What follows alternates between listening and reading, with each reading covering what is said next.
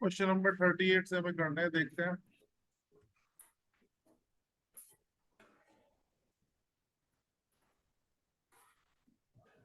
Question number 38 कल हम discuss कर रहे थे, जी। आज को कंप्लीट करते हैं। ये डिस्प्लेसमेंट की इक्वेशंस हमें दी गई है, बहुत सारी इक्वेशन दी है डिस्प्लेसमेंट की, और हमसे पूछ रहे हैं कि कौन सी इक्वेशन में, चार ऑप्शन है, चार इक्वेशन है, कौन सी ऑप्शन में ये जो हमारा एक्सीलरेशन होगा वो कांस्टेंट होगा। इन चारों में से कौन सी इक्वेशन में एक्सीलरेशन कांस्टेंट होगा? चलो तो देखते हैं। पहले इसके रिगार्डिंग में तुम्हें कल भी प्रोडक्ट रूल डिवीजन रूल बताया था, अब कुछ और बातें मैं बताऊंगा जिसकी हेल्प से क्वेश्चन देखो बेटा, बड़ा अच्छा क्वेश्चन है ये। कोई कोई क्वेश्चन बड़ा अच्छा आता है, जैसे क्वेश्चन नंबर 21 कराया था, क्वेश्चन नंबर 28 कराया था। इस टाइप से कुछ क्वेश्चन बड़े अच्छे होते हैं जो बड़े डिटेल कॉन्सेप्ट देके जाते हैं, बड़े अच्छे कॉन्सेप्ट देके जाते हैं। अच्छा, ये जो है ये भी उसी टाइप का एक क्वेश्चन है। आप समझने की कोशिश करें तो इसको, क्वेश्चन को करने के दो तरीके हैं, कर दो सॉल्व, इसको कोई मिलेगा। लेकिन जब हम इसको सॉल्व करने बैठेंगे ना, तो ये क्वेश्चन 4-5 पेज में जाके सॉल्व होगा। अब इतनी फुर्सत एग्जाम में तो होती नहीं। मतलब कहने का क्या है मेरे, कि इसको पहले डिफरेंशिएट करो एक बार, वेलोसिटी मिलेगी, फिर डिफरेंशिएट करो, एक्सेलरेशन मिलेगा, है ना। और इसी का डिफरेंशिएशन प्रोडक्ट रूल लगा के करोगे। प्रोडक्ट रूल नहीं लगाना चाहता कोई बच्चा, तो फिर क्या करना पड़ेगा इसमें, इन दोनों को सॉल्व करना पड़ेगा, है ना। इन दोनों को ब्रैकेट खोलना पड़ेगा, a प्लस बी का होल स्क्वायर लगाना पड़ेगा, फिर सेकंड टर्म से दूसरे वाले ब्रैकेट से मल्टीप्लाई करना पड़ेगा, सिंप्लीफाई करके एक इक्वेशन बनेगी, उसको दो बार डिफरेंशिएट करेंगे तब जाके आएगा। फिर ऐसे ही दूसरी ऑप्शन चेक करनी है, फिर तीसरी, फिर चौथी, तो बहुत लेंदी हो जाएगा ये क्वेश्चन, है ना। और एग्जाम में ऑब्वियस है ये इतना लेंदी क्वेश्चन, इतना टाइम नहीं होता कि इतना डिटेल में कर पाए। हमें कुछ फिर क्या करें इस क्वेश्चन में, डिटेल में हमें डीप अंडरस्टैंडिंग होनी चाहिए सब्जेक्ट की, तब हम इसको जल्दी कर सकते हैं। तो डीप अंडरस्टैंडिंग में मैं क्या कहना चाह रहा हूँ उसको समझने की कोशिश करते हैं, जरा देखते हैं एक बार। तो मैं बता रहा हूँ बात, उसको समझने की कोशिश करिए। क्वेश्चन नंबर 38, ये क्वेश्चन तो बाद में करेंगे, पहले मैं कहना क्या चाह रहा हूँ वो बड़ा इंपॉर्टेंट है। देखो, मैंने कहा x प्रोपोर्शनल टू t, मैंने कहा x proportional to T square, और मैंने कहा x proportional to T cube. तीन सिचुएशन मैंने दी। अब मैं इसमें इसी क्वेश्चन को फिट करके देखता हूँ कि कौन सी सिचुएशन में एक्सीलरेशन कांस्टेंट आएगा, कौन सी में वेरिएबल आएगा, किसमें नहीं आएगा। ठीक है, वो पता करने की कोशिश करता हूँ। तो अब तक जो हमने स्टडी किया उसके बिहाफ पे हम इतना तो समझ चुके हैं कि x stands for displacement and t stands for time. तो हमें डिस्प्लेसमेंट टाइम रिलेशन दिया गया है, हम एक्सीलरेशन फाइंड आउट करने की कोशिश करें। तो जब मैं इस पहले वाली इक्वेशन को डिफरेंशिएट करूं तो वेलोसिटी क्या आएगी? अगर मैं यहाँ कुछ ना लिखूं तो 1 आएगा। 1। भाई पावर 1 है, हालांकि अब तो जी। डिफरेंशिएशन आ गया। और नहीं भी आया तो फिर एक बार देख लो, पावर 1 है। अब पावर मल्टीप्लाई में, और पावर में से 1 माइनस कर दिया, तो ये क्या हो गया, 1 इंटू टी की पावर 0, टी की पावर 0। 0 मतलब 1, 1। यानी कि 1। तो डायरेक्ट कर सकते हैं अब तो। 1 इज ए कांस्टेंट टर्म, 1 कैसी टर्म है, कांस्टेंट। अब मैं इसको दोबारा से डिफरेंशिएट करूं तो मुझे मिलेगा एक्सीलरेशन। अगर मैं इसको डिफरेंशिएट एक बार और कर देता हूं तो एक्सीलरेशन मिलेगा, लेकिन 1, क्योंकि एक कांस्टेंट टर्म है और कांस्टेंट टर्म का डिफरेंशिएशन 0 होता है, तो एक्सीलरेशन 0 आएगा। अच्छा, दूसरी इक्वेशन को देखते हैं। एक बार डिफरेंशिएट करने पे मिलेगी वेलोसिटी। अरे शोर कैसा आ रहा है बेटा ये पीछे, ये देखो। हाँ, जी। कोई बात नहीं, अगर डिस्टरबेंस हो रहा है तो थोड़ी देर के लिए मैं म्यूट म्यूट कर लो, या मैं कर देता हूँ, चलो। सुनो बस ध्यान से, है ना, जब कुछ पूछना हो तो मैं म्यूट कर लेना। बी प्रोपोर्शनल टू, इसको डिफरेंशिएट करा ध्यान से, ध्यान से देखो। इसको डिफरेंशिएट करा, तो जब डिफरेंशिएट करा तो ये आएगा 2t। और फिर एक बार और डिफरेंशिएट करा बेटा, तो एक्सीलरेशन मिलेगा। अब ये t की पावर 1 है, तो ये क्या बचेगा, सिर्फ 2। तो यहाँ तो एक्सीलरेशन आया ही नहीं पहले वाले केस में, दूसरे वाले केस में एक्सीलरेशन आया, और एक्सीलरेशन की वैल्यू आई है 2, जो कि अपने आप में कांस्टेंट है। तीसरे वाले केस में बात करें तो एक बार डिफरेंशिएट करें तो मिलेगी वेलोसिटी जो कि हो जाएगी 3t², और दोबारा डिफरेंशिएट करें तो मिलेगा एक्सीलरेशन जो हो जाएगा 60। यहाँ इक्वेशन के अंदर t आया, मतलब एक्सीलरेशन टाइम पे डिपेंड कर रहा है। जैसे जैसे टाइम बदलेगा वैसे वैसे एक्सीलरेशन बदलेगा, मतलब एक्सीलरेशन वेरिएबल है। ठीक है। अच्छा जी।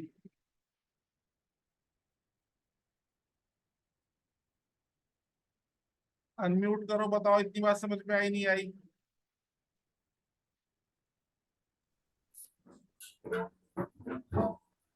इतनी बात आई बेटा, समझ में नहीं आई? तो मोटी मोटी बात, ध्यान देने वाली बात क्या है, जब टी की पावर 1 होगी तो एक्सीलरेशन नहीं आएगा। डिस्प्लेसमेंट की इक्वेशन में अगर टी की पावर 1 है या खाली टी है तो एक्सीलरेशन नहीं आएगा। अगर टी की पावर 2 है तो एक्सीलरेशन कांस्टेंट आएगा। अगर टी की पावर 3 है तो एक्सीलरेशन वेरिएबल आएगा। तो इससे हमारा क्वेश्चन जल्दी हो जाएगा। देखते हैं क्वेश्चन को अब। यहाँ पहले वाली इक्वेशन में ये दो ब्रैकेट है मेरे पास, इन दोनों को जब मैं आपस में मल्टीप्लाई करूंगा तो यहाँ t² और यहाँ t, ये मल्टीप्लाई होके t³ बनेगा, और t³ से एक्सीलरेशन वेरिएबल आएगा। यही दिख गया, सॉल्व करने की जरूरत नहीं पड़ी। यहाँ t की पावर 1 है तो जब मैं इसको डिफरेंशिएट करूंगा तो एक्सीलरेशन 0 आएगा, आएगा ही नहीं। और यहाँ जब मैं मल्टीप्लाई करूंगा तो तीसरे वाले ब्रैकेट में तो टाइम है ही नहीं, यहाँ पे टाइम है दूसरे ब्रैकेट में, पहले ब्रैकेट में इनको मल्टीप्लाई करूंगा तो इक्वेशन t² की इक्वेशन बनेगी, और इसको करने से एक्सीलरेशन कांस्टेंट आएगा। तीसरे वाले में टाइम की पावर 1 है, इसको जब मैं करूंगा तो फिर एक्सीलरेशन मेरा 0 आएगा, ऐसे ही दिखाई देगा मुझे। तो केवल थर्ड ऑप्शन हमारे पास है जिसमें कांस्टेंट एक्सेलरेशन मिलने वाला है, तो ये जल्दी हो गया क्वेश्चन। अदरवाइज सबको कर करके अगर हम देखते हैं तो दो दो पेज में एक एक डिफरेंशिएशन होता है, और ये कम से कम एक क्लास पूरी चली जाती है इसमें। लेकिन वहां इतना टाइम होगा नहीं, तो शॉर्ट ट्रिक समझो, पावर देखो, उससे समझो कॉन्सेप्ट अगर क्लियर है तो। सेम इसी कॉन्सेप्ट पे बेस्ड है हमारा अगला question, question number 39।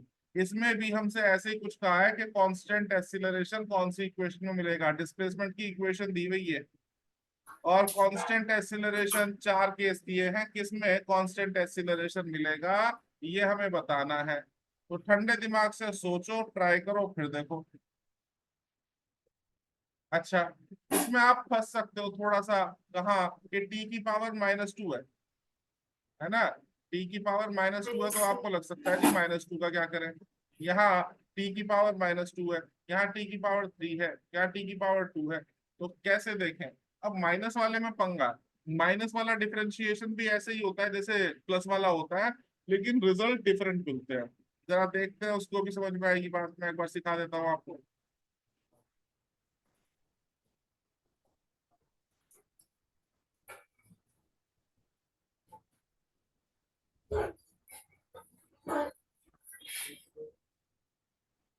Question number 39,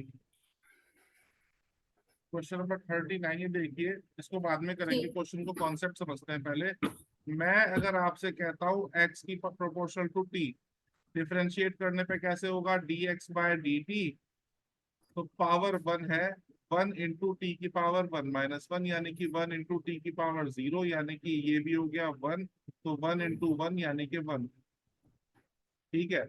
अच्छा, लेकिन अगर मैं कहता हूँ x प्रोपोर्शनल टू t², तो अगर मैं करता हूँ dx/dt, तो ये हो जाएगा 2t की पावर 2 - 1, यानी कि 2 × t की पावर 1, यानी कि 2t। अगर मैं करता हूँ x प्रोपोर्शनल टू t की पावर 3, तो dx/dt प्रोपोर्शनल टू 3t की पावर 3 - 1, यानी कि 3t का स्क्वायर। अच्छा, ये मैं पॉजिटिव एग्जांपल दिखाया, अब नेगेटिव देखते हैं। अगर मैं कहता हूं कि x is proportional to t की पावर -1, अब क्या करें, dx/dt पावर मल्टीप्लाई में आ गई और पावर में से 1 कम हो गया, तो ये हो गया -1 × t की पावर -2, यानी कि -1 × t की पावर -2, या फिर -1 इसको नीचे ले जाते हैं, बता रखा है, नहीं बताया तो फिर बता देता हूँ। अगर बेटा x की पावर -2 है तो इसको 1/x की पावर 2 लिख सकते हैं। ऊपर ले जाने पे या ऊपर से नीचे ले जाने पे पॉजिटिव पावर नेगेटिव में कन्वर्ट हो जाती है और नेगेटिव पॉजिटिव में कन्वर्ट हो जाती है। तो इसको मैं लिख सकता हूँ 1/t², है ना। तो अच्छा, एक और एग्जांपल देख लो, x प्रोपोर्शनल टू t की पावर -2, तो dx/dt अगर मैं करूंगा तो ये हो जाएगा -2 t की पावर -2 -1, यानी कि -2 इंटू टी की पावर -3, यानी कि -2/t³। हो क्या रहा है कि जब पावर पॉजिटिव थी तो पावर कम होती जा रही है हर बार डिफरेंशिएट करने पे, लेकिन जब पावर नेगेटिव है तो डिफरेंशिएट करने से पावर बढ़ रही है। अगर टी की पावर 2 था तो डिफरेंशिएट करने पे टी की पावर 1 हो जाता है, टी की पावर 3 था तो डिफरेंशिएट करने पे टी की पावर 2 हो जाता है, टी की पावर 4 था तो डिफरेंशिएट करने पे टी की पावर 3 हो जाता है। लेकिन अगर टी की पावर -1 है तो डिफरेंशिएट करने पे कम नहीं होगा, बढ़ेगा। टी की पावर -1 है तो -2 हो जाएगा, -2 है तो -3 हो जाएगा, -3 है तो -4 हो जाएगा। अब बात समझ में आ रही है आपको मेरी? इतनी बात समझ में आई बेटा? जी। अब देखो क्वेश्चन, क्वेश्चन में चलते हैं। तो यहाँ टी की पावर -2 है, तो जब वेलोसिटी निकालूंगा, ये लिख देता हूँ, जब वेलोसिटी निकालूंगा तो ये हो जाएगा प्रोपोर्शनल टू टी की पावर -3, -2 था ना, एक बार डिफरेंशिएट जी। करूंगा पावर एक बढ़ जाएगी, एक बार फिर सही। करूंगा तो एक्सीलरेशन टी की पावर -4 हो जाएगा। इसमें करूंगा तो क्या हो जाएगा, वेलोसिटी में टी की पावर 1 हो जाएगा और एक्सीलरेशन में टी की पावर आएगी नहीं, ये कांस्टेंट आ जाएगा। जी। बात समझ में आ रही है मेरी? तो जब पावर 2 है तो यहाँ एक्सीलरेशन कांस्टेंट, हमसे यही तो पूछा है, आंसर यही होगा, आंसर 3। बाकी समझने के लिए दूसरों में भी देख लेते हैं। ये टी की पावर 3 है तो टी की पावर 3 है तो क्या होगा इसमें, वेलोसिटी आएगी टी की पावर 2 पे डिपेंड करेगी, एक्सीलरेशन टी की पावर 1 पे डिपेंड करेगा, टाइम पे डिपेंड कर गया, मतलब एक्सीलरेशन वेरिएबल हो गया। इसमें देख लो टी की पावर -2 है तो वेलोसिटी टी की पावर -3 हो जाएगी, एक्सीलरेशन टी की पावर -4। नेगेटिव में डिफरेंशिएट करने पे पावर बढ़ती है, पॉजिटिव में डिफरेंशिएट करने पे पावर घटती है। तो आंसर हमें मिल चुका है ना। आंसर कौन सा है हमारा, ऑप्शन 3। बहुत बढ़िया कॉन्सेप्ट था, समझ आया नहीं आया? जी। चलिए आगे चलते हैं। अगला क्वेश्चन और बढ़िया है, question number 40। Question number 40 last question है कैलकुलस का, इसके बाद टॉपिक चेंज हो जाएगा। इक्वेशन दी गई है हमें, डिस्प्लेसमेंट की इक्वेशन दी है और 4 ऑप्शन है हमारे पास, है ना। ये हमेशा ही 4 होते हैं, एक तो लेकिन सब में अलग अलग बात पूछी गई है। इनिशियल वेलोसिटी क्या यू होगी, चेक करना पड़ेगा। एक्सीलरेशन क्या ए होगा, चेक करना पड़ेगा। और एक्सीलरेशन क्या 2a होगा, चेक करना पड़ेगा। टाइम की वैल्यू 2 रख दें तो क्या पार्टिकल ओरिजिन पे होगा, ओरिजिन पे होने का मतलब उसकी पोजीशन 0 होगी, पोजीशन 0 होने का मतलब क्या एक्स की वैल्यू 0 होगी, तो ये भी चेक करना पड़ेगा, होगी या नहीं होगी। तो चारों बातें हमें चेक करनी पड़ेंगी, 3 चीजें इसमें हमें कैलकुलेट करके देखनी है।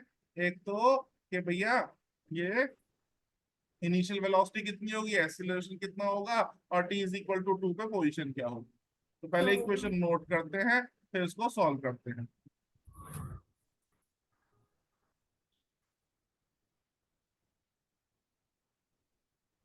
Question number 40, x = u × t - 2 plus a × t - 2 का स्क्वायर।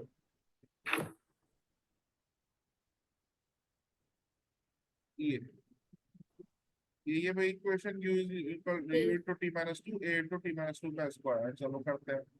तो पहले तो डिफरेंशिएट करना पड़ेगा, वेलोसिटी के लिए भी और एक्सीलरेशन के लिए भी डिफरेंशिएट करना पड़ेगा। अच्छा, एक ऑप्शन में हमें पोजीशन की बात की है तो सबसे पहले उसमें पोजीशन दी है, पोजीशन पूछी है, तो उसमें डिफरेंशिएट करने की जरूरत नहीं, तो पहले मैं फोर्थ ऑप्शन ही चेक कर लेता हूँ, है ना। टी की वैल्यू 2 पे ओरिजिन पे होगा या नहीं ये चेक करना है, तो मैं टी की वैल्यू 2 रख के देख लेता हूँ भाई। जब टी की वैल्यू में 2 रखूंगा तो u 2 minus 2 plus a 2 minus 2 का होल स्क्वायर। भैया ये 0 हो गया और ये भी 0 हो गया। 0 तो 0 प्लस 0 यानी कि 0। x की वैल्यू आ गई 0। तो पार्टिकल कहाँ मिलेगा? ओरिजिन पे। तो हम क्या कह सकते हैं? At t is equal to 2 seconds particle is at origin. origin particle origin पे होगा जब x की वैल्यू 0, y की वैल्यू 0, z की वैल्यू 0, उसे कहते हैं ओरिजिन। तो t is equal to 2 seconds पे हमारा पार्टिकल ओरिजिन पे होगा। तो क्या कह रहा है क्वेश्चन? चौथे ऑप्शन में कह रहा है नहीं होगा, नॉट एट ओरिजिन। इसने कहा कि ओरिजिन पे नहीं होगा, हमने कैलकुलेट करा कि ओरिजिन पे होगा, ये कह रहे हैं origin ओरिजिन पे पे नहीं होगा। तो ऑब्वियस है ये तो हमारा गलत है, ये स्टेटमेंट गलत है, ये हमारा आंसर नहीं। अब हमें दो चीजें चेक करनी है, इनिशियल वेलोसिटी कितनी होगी और एक्सीलरेशन कितना होगा। acceleration तो भैया बारी बारी करते हैं फिर से। पहले इनिशियल वेलोसिटी चेक कर लेते हैं, फिर एक्सीलरेशन चेक कर लेते हैं।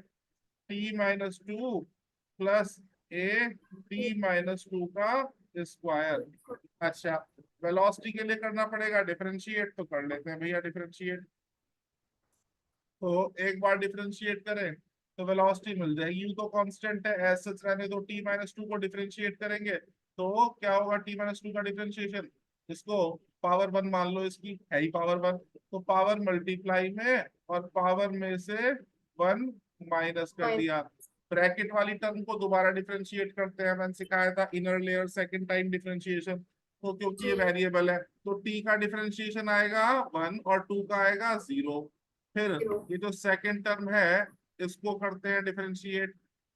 अब इसको करें तो a कांस्टेंट है, पावर आ गई मल्टीप्लाई में, और t-2 की पावर 2 माइनस 1। ब्रैकेट वाली टर्म को दोबारा डिफरेंशिएट करेंगे तो t का हो गया 1 और 2 का हो गया 0। 0 ये आई वेलोसिटी।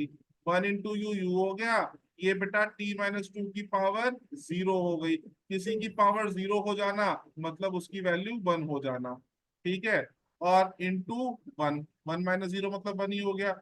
ये हो गया a, 2 इंटू ए मतलब 2a, t-2 की पावर 2 माइनस 1 यानी कि 1 इंटू 1। तो ये हो गया हमारा वेलोसिटी बन गई u into 1 plus 2a into t-2। अच्छा, वेलोसिटी आ गई u प्लस, इसको अंदर मल्टीप्लाई कर दो तो 280 - 4। ठीक है, ये वेलोसिटी आ गई। अब इनिशियल के लिए मैं आपको बता चुका हूँ, टी की वैल्यू 0 रख देते हैं, फिर लिख देता हूं मैं फॉर इनिशियल वैल्यू। जब जब आपसे इनिशियल वैल्यू पूछी जाएगी तो आपको टी की वैल्यू 0 रखनी है। और टी की वैल्यू मैं 0 रख दूंगा तो ये बीच वाली पार्ट टर्म तो खत्म हो जाएगी। बी इनिशियल आएगा मेरा u-4। ठीक है, अब देखते हैं स्टेटमेंट। ये कह रहा है कि इनिशियल वेलोसिटी u है, जबकि हमने जो निकाला है उसमें इनिशियल वेलोसिटी u-4 आ रही है, u मतलब minus मैच 4 नहीं कर रहा, यानी कि इनका स्टेटमेंट गलत है। ये भी हमारा आंसर नहीं हो सकता। अब एक चीज बची, एक्सीलरेशन। एक्सीलरेशन निकालेंगे तो हमें पता चलेगा कि क्या स्टेटमेंट सही है क्या गलत है। अब वेलोसिटी मिल गई तो इसको डिफरेंशिएट करके हमें एक्सीलरेशन मिल जाएगा। वेलोसिटी आई है हमारी v is equal to u plus 280 plus 2 minus 4। एक बार डिफरेंशिएट कर देंगे एक्सीलरेशन मिल जाएगा। तो डिफरेंशिएट करते हैं, acceleration is equal to dv by dt is equal to u तो कांस्टेंट है, और क्योंकि ये कांस्टेंट है इसका डिफरेंशिएशन 0, और 280 का डिफरेंशिएशन 2 है, और 4 का फिर से 0, क्योंकि 4 भी तो 0 कांस्टेंट है। तो एक्सीलरेशन हमारा आ रहा है 2a। 2a और 2a के अनुसार हमारा जो ऑप्शन सही है वो third third option is the answer. समझ आया बेटा? जी इसी के साथ हमारा कैलकुलस डिफरेंशिएशन इंटीग्रेशन समाप्त हो गया। काइनेमेटिक्स में इसी टाइप के क्वेश्चन कैलकुलस पे बनते हैं। अब तक जितना हमने स्टडी किया है उसमें दो टॉपिक हमने कवर किए बेटा। एक तो यूनिफॉर्म मोशन, समान गति जिसको हिंदी में कहते हैं, और दूसरा समाकलन अवकलन जिसको अंग्रेजी में कैलकुलस या डिफरेंशिएशन इंटीग्रेशन कहते हैं। ठीक है, देखो मैं एक बार थोड़ा सा आइडिया देता हूँ फिर अगला टॉपिक शुरू करेंगे। ठीक है, देखते हैं क्या पढ़ लिया क्या रह गया। काइनेमेटिक्स मैकेनिक्स का पार्ट है, और काइनेमेटिक्स में हम जो है पढ़ चुके यूनिफॉर्म मोशन। यूनिफॉर्म मोशन जिसको हिंदी में हम कहते हैं समान गति या एक समान गति। ठीक है। अब इसमें क्या क्या टॉपिक पढ़ने होते हैं? एवरेज स्पीड जिसको हिंदी में हम कहते हैं औसत चाल, एवरेज वेलोसिटी, ये टॉपिक इसमें आते हैं। डिस्टेंस, डिस्प्लेसमेंट, ये टॉपिक इसमें आते हैं। ये हम कंप्लीट कर चुके हैं। इसका कैसा भी क्वेश्चन आप कर सकते हो, अगर कोई अलग सा मिलता है तो ले आना, देखेंगे उसको। ठीक है। उसके अलावा भैया फिर हम इसमें पढ़ चुके हैं, इसमें आता है यूनिफॉर्म मोशन के बाद आता है non uniform motion. Non uniform motion का मतलब गति एक समान नहीं रहेगी। ठीक है। वो बदलेगी, परिवर्तित होती रहेगी। तो नॉन यूनिफॉर्म मोशन को अब हम दो टाइप से स्टडी कर सकते हैं। ठीक है। मोशन, मोशन का मतलब होता है गति, मोशन, है ना, विद यूनिफॉर्म एक्सीलरेशन। यूनिफॉर्म या फिर कांस्टेंट भी कह सकते हैं, मोशन विद यूनिफॉर्म एक्सीलरेशन। और एक होता है, इसी को हम ऐसे भी कह देते हैं, कई बुक्स में लिखा रहता है यूनिफॉर्मली एक्सीलरेटेड मोशन। ठीक है। और दूसरा होता है बेटा non uniformly accelerated motion. Non uniformly accelerated motion. अच्छा जी। और इसी का दूसरा नाम होता है मोशन विद वेरिएबल एक्सीलरेशन। अच्छा। इसी में जब, एक बात समझिए बेटा, जब एक्सीलरेशन आपका कांस्टेंट रहेगा तो बेटा गति के समीकरण काम करते हैं, अच्छे से काम करते हैं, वैलिड होते हैं। ठीक है। और गति के समीकरण को इंग्लिश में हम कहते हैं इक्वेशन ऑफ मोशन या इक्वेशंस ऑफ मोशन, जो 9वीं क्लास से आप पढ़ते आ रहे हो। मेनली तीन होती है।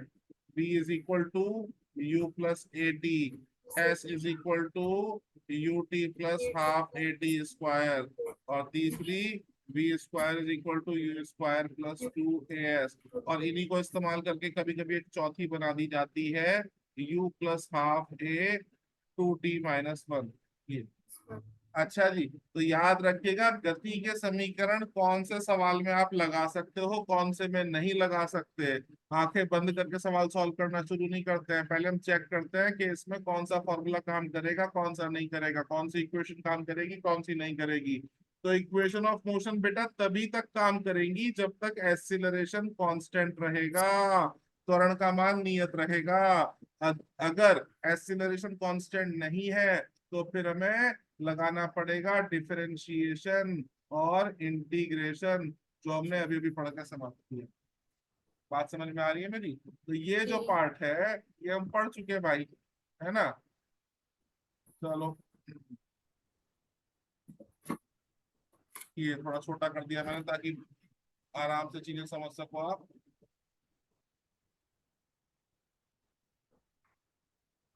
इसमें ये वाला पार्ट, ये वाला पार्ट हम कर चुके हैं।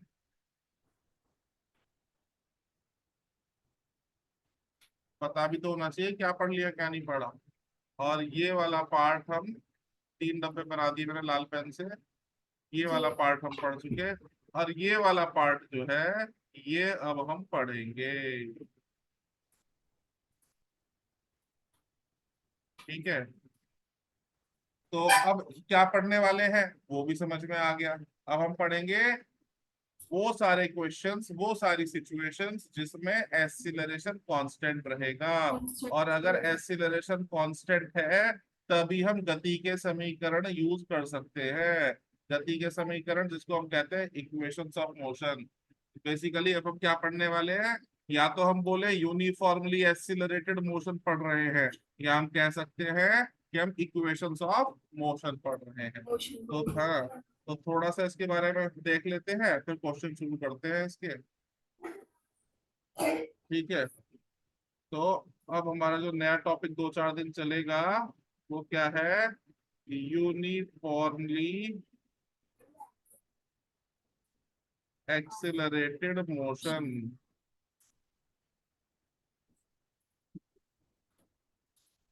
ठीक है, और या फिर हम इसको कह सकते हैं इक्वेशंस ऑफ मोशन। हिंदी में बोले तो गति के समीकरण। 3 इक्वेशन है बेटा। ठीक है, उन्हीं से एक चौथी बनी है तो 4 भी कह देते हैं। पहली इक्वेशन है v is equal to U plus A T. दूसरी है s is equal to U T plus half A T square. 1/2 ना बोल के हाफ बोलो, ज्यादा जल्दी काम हो जाता है। V square is equal to U square plus 2as, और इन्हीं से एक चौथी इक्वेशन बना दी गई है S T is equal to U plus half A two T minus 1। ठीक है भाई, ये 4 इक्वेशन। जी पहली इक्वेशन वेलोसिटी निकालने में हेल्प करेगी, दूसरी इक्वेशन डिस्प्लेसमेंट निकालने में हेल्प करेगी। ठीक है, तीसरी इक्वेशन भी वेलोसिटी में हेल्प करेगी, चौथी इक्वेशन भी डिस्प्लेसमेंट में हेल्प करेगी। लेकिन दूसरी चौथी दिखाई एक जैसी दे रही है, लेकिन दोनों में फर्क है। क्या फर्क है वो बताऊंगा, लेकिन उससे पहले जो ज्यादा इंपॉर्टेंट बात है वो आप समझ लीजिए और याद कर लीजिए कि ये सारी इक्वेशन आपके हाथ में एक बहुत बड़ा वेपन है ना, बहुत बड़ा अस्त्र शस्त्र का काम कर रही है ये, है ना। लेकिन ये काम कब करेंगे, ये इक्वेशंस कब आप यूज कर पाएंगे, कब इनसे आपका आंसर सही आएगा? सबसे पहले आपको क्वेश्चन देख करके, सवाल देख करके ये चेक करना है, ये सुनिश्चित करना है, ये कंफर्म करना है कि ये जो सिचुएशन दी गई है उसके अंदर एक्सीलरेशन कांस्टेंट है क्या। अगर एक्सीलरेशन कांस्टेंट है तभी ये इक्वेशंस काम करेंगी। If acceleration is constant, only then only then these equations are valid, तभी ये इक्वेशन काम करेंगी, अदरवाइज ये इक्वेशंस काम नहीं करेंगी। बिल्कुल भी इनको अप्लाई मत कर देना। कब अप्लाई मत कर देना? जब तुम्हें ये पता चल जाए कि एक्सीलरेशन वेरिएबल है ना। अगर एक्सीलरेशन वेरिएबल है तो फिर क्या काम करेंगे? कैलकुलस लगाएंगे, डिफरेंशिएशन लगाएंगे, इंटीग्रेशन लगाएंगे। मतलब डिस्प्लेसमेंट का डिफरेंशिएशन करेंगे तो वेलोसिटी, वेलोसिटी का डिफरेंशिएशन करेंगे तो एक्सीलरेशन, एक्सीलरेशन का इंटीग्रेशन करेंगे तो वेलोसिटी, वेलोसिटी का इंटीग्रेशन करेंगे तो डिस्प्लेसमेंट, है ना, जो अभी अभी टॉपिक हमने खत्म किया है। तो ये कंफर्म करना सवाल को देख के सबसे पहले कि क्या एक्सीलरेशन कांस्टेंट है यार, नहीं है, तभी इक्वेशन ऑफ मोशन वैलिड है। अब देखते हैं दूसरी इक्वेशन और चौथी इक्वेशन में क्या फर्क है। तो दूसरी इक्वेशन और चौथी इक्वेशन में क्या फर्क है उसको सीखने समझने की कोशिश करते हैं। कि बेटा ये जो दूसरी इक्वेशन है ये भी विस्थापन का मान बताती है, ये भी डिस्प्लेसमेंट की वैल्यू बताती है, और जो चौथा समीकरण है, चौथी इक्वेशन है, ये भी डिस्प्लेसमेंट की वैल्यू बताती है। लेकिन फर्क है, मैं एक एग्जांपल दूंगा आपको समझ में आएगी मेरी बात। अगर कोई बॉडी 10 सेकंड तक ट्रेवल कर रही है तो 10 सेकंड के अंदर उसने कितना विस्थापन, कितनी दूरी तय करी, कितना विस्थापन हुआ, कितना डिस्प्लेसमेंट हुआ, वो पता करना है तो आप लगाएंगे सेकंड इक्वेशन। लेकिन अगर आपसे ये कहा जा रहा है कि 10वें सेकंड में कितना विस्थापन हुआ, तो आप लगाएंगे चौथी इक्वेशन। यानी कि बॉडी 10 सेकंड्स के लिए चल रही है तो इन 10 सेकंड्स कितना डिस्प्लेसमेंट हुआ उसके लिए लगाइए सेकंड। और अगर आपसे पूछ रहे हैं इन 10th सेकंड, 10वें सेकंड में कितना हुआ, तो आप लगाएंगे 5 सेकंड में कितना विस्थापन हुआ, तो आप लगाएंगे दूसरा समीकरण। आपसे पूछ रहे हैं 5वें सेकंड में कितना हुआ, तो आप लगाएंगे, चौथी हाँ जी, फोर्थ इक्वेशन। ठीक है, बस इतना ध्यान रखिएगा कि चौथे सेकंड में, 5वें सेकंड में, 6वें सेकंड में इस तरह से क्वेश्चन पूछा जा रहा है तो किसी एक विशेष सेकंड के लिए आपसे विस्थापन का मान ज्ञात करने के लिए कहा जा रहा है, तब आप चौथी इक्वेशन लगाएंगे, अदरवाइज तो आप दूसरी इक्वेशन से काम चलाएंगे। ठीक है, मीटिंग ओवर होने वाली है, एक दो क्वेश्चन जी। करवा देते हैं, फिर कल कंटिन्यू करेंगे इसको। देखते हैं पहला क्वेश्चन इस टॉपिक का।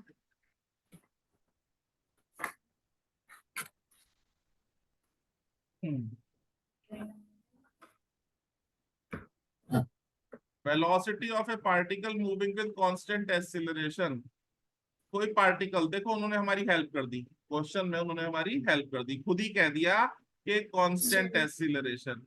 अगर ये कांस्टेंट एक्सीलरेशन ना कहते या क्वेश्चन के अंदर कांस्टेंट एक्सीलरेशन ना होता तो हम इक्वेशंस को अप्लाई नहीं कर सकते थे। अब इन्होंने कह दिया एक्सीलरेशन कांस्टेंट है, मतलब इनडायरेक्टली इन्होंने इशारा दे दिया कि आप बेधड़क होकर के इक्वेशंस ऑफ मोशन अप्लाई कर सकते हैं। ठीक है। अच्छा, अब ये कह रहे हैं 10 सेकंड, मतलब किसी समय पर जिस समय का मान दिया है T0, किसी समय पर जो वेलोसिटी है वो कितनी है, वेग है वो है 10 मीटर पर सेकंड, उसके 5 सेकंड बाद, ठीक है, वेलोसिटी हो जाती है 20 मीटर पर सेकंड। T0 समय पर वेलोसिटी 10 है, उसके 5 सेकंड बाद 20 हो जाती है। T0 से 3 सेकंड पहले वेलोसिटी कितनी रही होगी, निकालते हैं भैया। T0 पे 10, 5 सेकंड बाद, तो T0 से 3 सेकंड पहले कितनी रही होगी ये हमें बताना है। करते हैं भैया क्वेश्चन।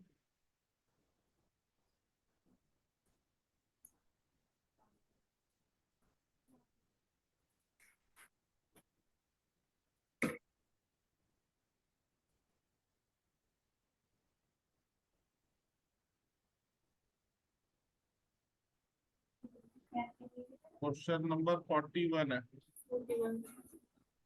देखते हैं भाई क्या कह रहा है।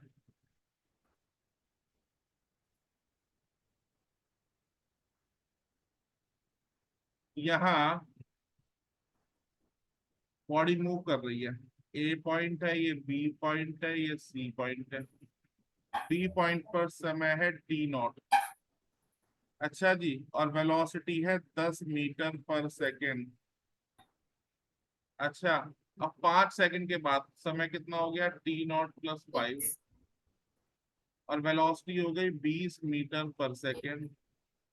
3 सेकंड पहले यानी कि T0 - 3 पर वेलोसिटी कितनी रही होगी, ये क्वेश्चन है।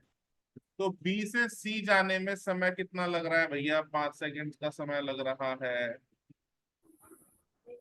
और इन 5 सेकंड के अंदर वेलोसिटी 10 से बढ़ के 20 हो गई। तो यहाँ से हम एक्सीलरेशन पता कर सकते हैं, त्वरण का मान पता कर सकते हैं। तो देखो, या तो आप डायरेक्ट कर लो, A = ΔV/ΔT। एक्सीलरेशन होता है rate of change of velocity, change in velocity upon change in time, है ना। वेग के परिवर्तन की दर को त्वरण कहते हैं।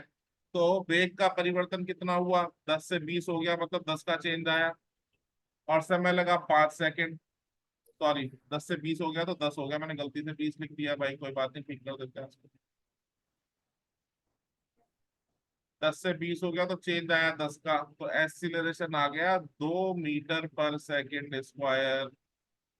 अच्छा, कोई कहे जी मुझे ऐसे नहीं निकालना, मुझे तो इक्वेशन ऑफ मोशन ही लगानी है, लगा लो भाई, हम क्या मना कर रहे हैं। B = U + 80, तो बी हो गई 20, यू हो गई 10, ए चाहिए, टाइम लगा 5 सेकेंड, तो 20 - 10 = 5A, 10 = 5A, ए की वैल्यू 10/5, यानी कि 2 मीटर पर सेकेंड स्क्वायर।